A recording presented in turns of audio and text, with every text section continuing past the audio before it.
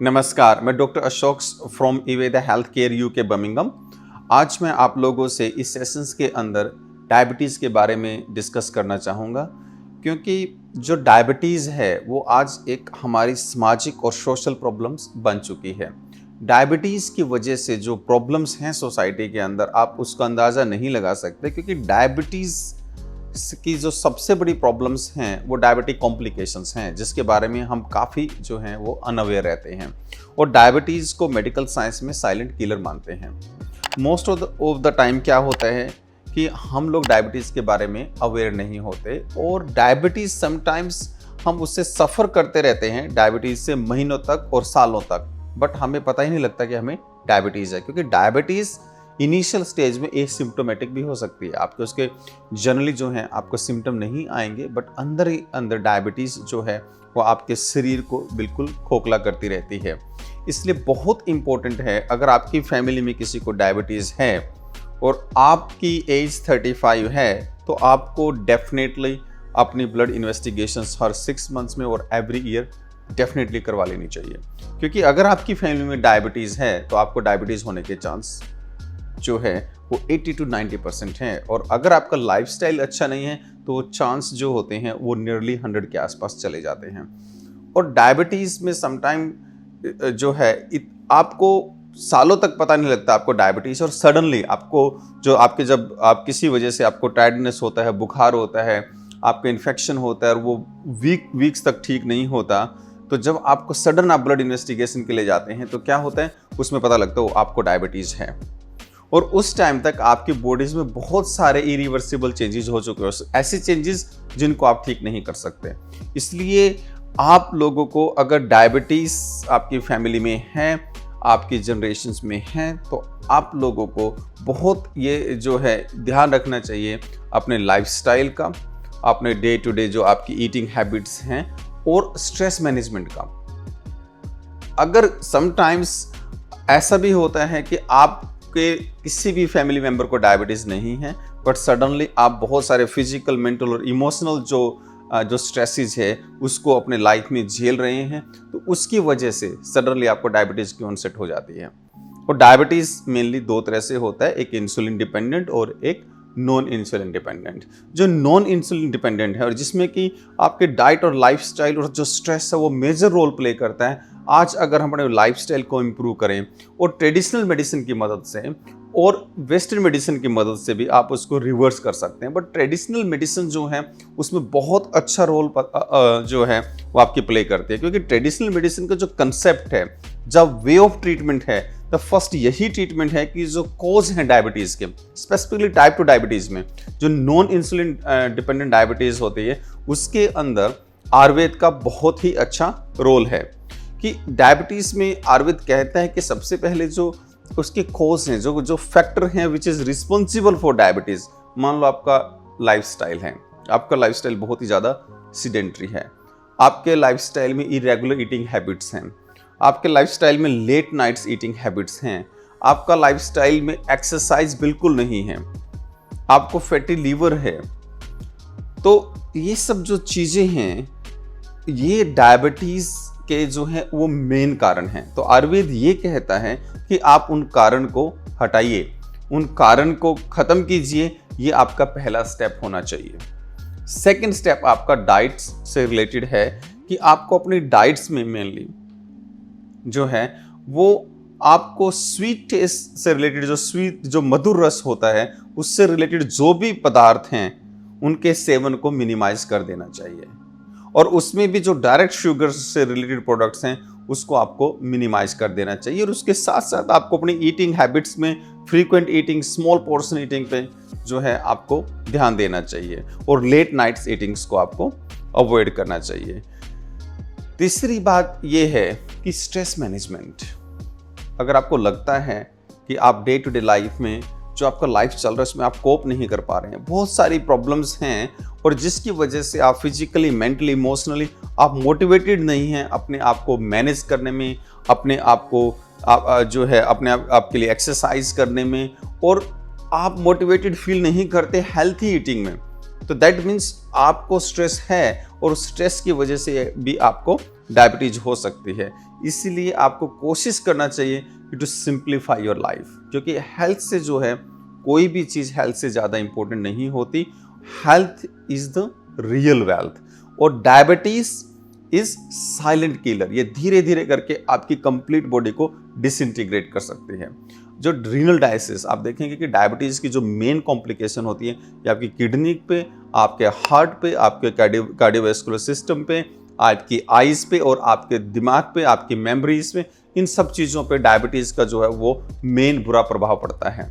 Dialysis unit के अंदर जो मैक्सिमम पेशेंट होते हैं वो डायबिटिक होते हैं, मैक्सिमम पेशेंट्स।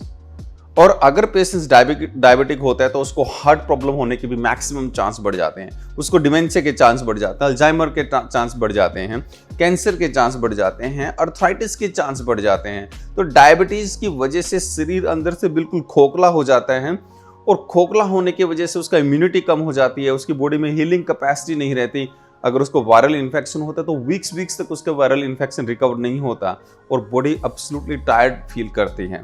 और मेल्स में डायबिटीज़ की वजह से उसकी जो फर्टिलिटी पावर है वो भी काफ़ी कम हो जाती है। वुमेन्स में हार्मोनल इम्बैलेंस होने लगते हैं, एजिंग चेंजेस बहुत फास्ट होने लगते हैं, और वो बहुत ही टायर्ड फील करते हैं in their day to day life, जिसकी वजह से डिमोटिवेशन हो जाता है, डिप्रेशन हो जाता है।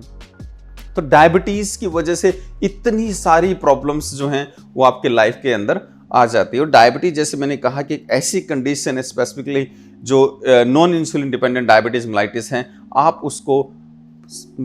एक्चुअली आप उसको मैनेज ही नहीं कर सकते, आप उसको रिवर्स भी कर सकते हैं। अगर आप उसमें मेहनत करें और कोशिश करें तो आप उसको रिवर्स भी कर सकते हैं। अब डायबिटीज में आयुर्वेद का क्या रोल है? सबसे इंपॉर्टेंट बात यह है कि जब हम डायबिटीज मैनेजमेंट की बात करते हैं तो हम आयुर्वेद में सिर्फ ब्लड शुगर लेवल बैलेंस की बात नहीं करते, हम कंप्लीट वेलबींग को, कंप्लीट जो उसका लाइफस्टाइल है उसको बैलेंस करने की बात करते हैं। और उसमें जो सबसे पहली बात आयुर्वेद क्या कहते हैं, कोज को हमने रिमूव करना है। इसीलिए आयुर्वेद का फोकस रहता है diet and exercise should be the first line of treatment in diabetic cases. Change the lifestyle, improve your diet, the health will start improving. Second thing, because sometime क्या होता है कि सर्टेन केसेस के अंदर बहुत सारी मेहनत और कोशिश करने के बावजूद भी, डाइट इंप्रूव करने के बावजूद भी जो है ब्लड शुगर लेवल में ज़्यादा फायदा नहीं होता, बिकॉज इन सर्टेन केसेस जो है जो डिजीज़ है उसका सीड इतनी गहराई तक जा चुका होता है कि उसको सिर्फ डाइट और लाइफस्टाइल से आप कंट्रोल नहीं कर पाते। तो ऐसी स्टेजेस में जो आयुर्वेद आपको कहते हैं कि then you can actually integrate Ayurvedic herbal compound, जो आयुर्वेदिक जो हर्बल मेडिसिन हैं, आप उसको अपने डे टू डे लाइफ का जो है वो हिस्सा बना सकते हैं, जो कि आपके ब्लड शुगर लेवल को बैलेंस करने में आपकी मदद करेंगे। उसके साथ साथ जो आयुर्वेदिक जो हर्ब्स होती हैं वो they are rich in antioxidant, they are rich in phyto antioxidants, और जो इसकी वजह से भी जो डायबिटीज जैसे कंडीशंस में फ्री रेडिकल बनते हैं, जो हमारी कार्डियोवैस्कुलर हेल्थ के लिए बहुत ही मैं कह सकता हूँ कि हानिकारक जो एलिमेंट्स हैं, उसको आयुर्वेदिक मेडिसिन उनको ख़त्म करने में बहुत अच्छा मदद करती है, because they are rich in phyto antioxidants. उसके साथ साथ क्या होता है कि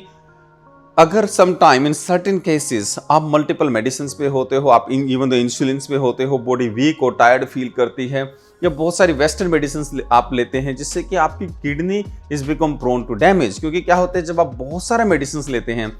आपकी किडनी रीनल फंक्शन जो है वो कंप्रोमाइज होने लग जाते हैं, और डायबिटीज़ में ऑलरेडी जो आपकी किडनी है वो कंप्रोमाइज्ड है। तो ऐसी सिचुएशन में, ऐसी कंडीशंस में हम कोशिश करते हैं कि पेशेंट्स का जो लाइफ है हम लोग केमिकल बेस्ड मेडिसिन या कन्वेंशनल मेडिसिन से चेंज करके स्लोली हम उसको ट्रेडिशनल मेडिसिन की तरफ लेके जाते हैं, ताकि उसको साइड इफेक्ट्स को हम मिनिमाइज कर पाएँ। और जैसे मैंने कहा कि ट्रेडिशनल मेडिसिन का ब्यूटी ये है, ये डायबिटीज़ को बैलेंस करने के, शुगर को बैलेंस करने के साथ साथ ये डायबिटिक कॉम्प्लिकेशंस में बहुत ज़्यादा हेल्पफुल है। और जैसे न्यूरोपैथी है, रेटिनोपैथी है, अंजाइना है, हाई कोलेस्ट्रॉल है, ओबेसिटी है, डायबिटीज़ की वजह से it's like hundreds of problems people face due two diabetes. और इतनी ब्रॉड स्पेक्ट्रम जो है, जब हम लोग वेस्टर्न मेडिसिन में जब हम ट्रीटमेंट करते हैं तो हम हार्ट डिजीज का ट्रीटमेंट डालेंगे तो एक्सेसिव केमिकल बेस्ड मेडिसिन लेने की वजह से किडनी के फंक्शन कंप्रोमाइज हो सकते हैं। तो हम इसी बात पे फोकस करते हैं कि हम डाइट, लाइफस्टाइल और नेचुरल मेडिसिन, जो हमारा मेडिसिन है ये डाइबा वेदा, it works like as a food supplement for diabetic people. If you make that part of your life, you will definitely able to improve your diabetes and prevent diabetic complications you face due to diabetes. और इसको regular लेने से आपका blood sugar level भी जो है वो कम होने लगता है, साथ साथ जो डायबिटीज़ की कॉम्प्लिकेशंस हैं उसकी मैनेजमेंट में भी जो ये प्रोडक्ट है आपकी काफ़ी मदद करता है। आप इसको 2 कैप्सूल सुबह शाम लेने से स्टार्ट कर सकते हैं और धीरे धीरे अगर आपको लगता है कि आप इस कैप्सूल्स को 3 बार लेने की ज़रूरत है तो इसको आप जस्ट बिफोर मील आप 3 बार भी ले सकते हैं। अगर आपकी डायबिटीज़ अच्छे से कंट्रोल्ड हैं लेकिन आप प्रिवेंटेटिवली इस मेडिसिन को लेना, इस सप्लीमेंट्स को लेना चाहते हैं तो आप 2 कैप्सूल्स डेली आप ल्यूकवार्म वाटर के साथ ले सकते हैं। इस मेडिसिन को जनरली आप 5 साल के बच्चे से ऊपर के बच्चों को दे सकते हैं। अगर बच्चों में भी डायबिटीज़ है तो आप जो है 5 से और 10 साल के बच्चे की एज में आप उसको 1 कैप्सूल सुबह शाम दे सकते हैं। 10 साल से अब वो जो है आप डेली 2 to 4 कैप्सूल डेली आप इसके यूज कर सकते हैं। और डाइबा वेदा को अगर पेशेंट्स इंसुलिन पे हैं तो भी सप्लीमेंट का यूज कर सकते हैं, क्योंकि हमने देखने को मिला है कि इससे जो इंसुलिन की ओवरऑल रिक्वायरमेंट है वो कम हो जाती है। सो डाइबा वेदा कैन बी ए वेरी मैं कह सकता हूँ कि बहुत ही लाभदायक और एक अच्छा सप्लीमेंट हो सकता है, आपका साथी हो सकता है डायबिटीज़ जैसी बीमारी को मैनेजमेंट करने के लिए। इसी के साथ मैं आप सभी लोगों का धन्यवाद करता हूँ और जो है आप लोगों से एडवाइस करता हूँ कि हमेशा आप हेल्थी लाइफस्टाइल को प्रमोट कीजिए और हेल्थी रहिए और हेल्थी रहने की आप लोगों को एडवाइस दीजिए। थैंक यू, नमस्कार।